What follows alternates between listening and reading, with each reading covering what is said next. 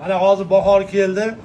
Mana kunlar ish boshlash bilan endi mollarga har xil parazitlar yopishadi. Burga, bit, ya'ni nima andaqali mayda tushida qurt qumursqalar yopishadi.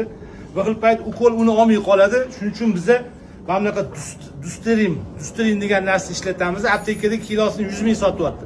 Bitta molga 50 gram ketadi. Mana bunaqa 50 cha qilib olsanglar, haligi ekonom bo'ladi, ham yaxshi tarqiydi. Buni olib turib, anaqa ustiga sepib chiqamiz. Mana dum taraflariga ko'proq sepamiz.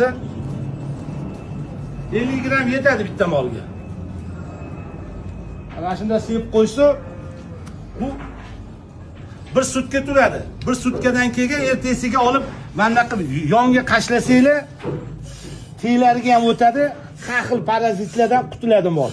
Bolam hali rahmat devoradi, baraka top devoradi. Hozir mana mollarda rosa ko'payyapti. Mana shu beliga sepib qo'ygandan keyin bir sutka turish kerak.